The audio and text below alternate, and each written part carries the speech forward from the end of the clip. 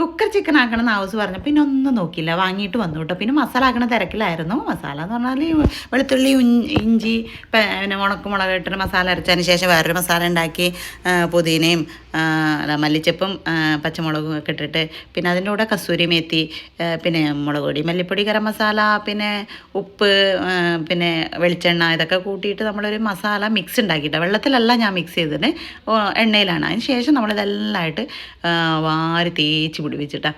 കാരണം നമ്മളെ സുന്ദർ കുട്ടപ്പനായിട്ട് കിടന്നിട്ട് 1 മണിക്കൂറെങ്കിലും കിടക്കണ്ടേ, അങ്ങനെ റെസ്റ്റ് ചെയ്യാൻ വെച്ചതിന് ശേഷം നമ്മൾ വേറൊരു മസാല കൂടി ഉണ്ടാക്കിയിട്ടോ, ഇത് അതിൻ്റെ ഉള്ളിലേക്ക് ഫില്ല് ചെയ്യാൻ വേണ്ടിയിട്ടാണ്.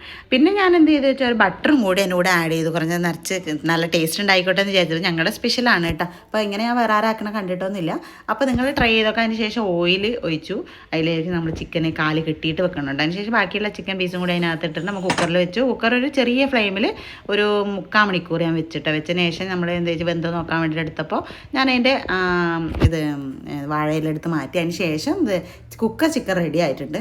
ഹൗസ് കഴിച്ച് നോക്കിയിട്ട് ഹൗസിൻ്റെ എക്സ്പ്രഷൻ കണ്ടിട്ട് എനിക്ക് നിൽക്കാൻ പറ്റില്ലായിരുന്നു. മണം എന്ന് പറഞ്ഞാൽ ഭയങ്കര മണമായിരുന്നു കേട്ടോ, അടിപൊളി ടേസ്റ്റ് ആയിരുന്നു. അപ്പോൾ ഇത്രയേ ഉള്ളൂ. അപ്പോൾ കുക്കർ ചിക്കൻ ഉണ്ടാക്കാത്തവരുണ്ട്, ഉണ്ടാക്കി നോക്കുക ഒരു പ്രാവശ്യമെങ്കിൽ, അടിപൊളി ടേസ്റ്റ്. അപ്പോൾ ഓക്കെ, ബൈ.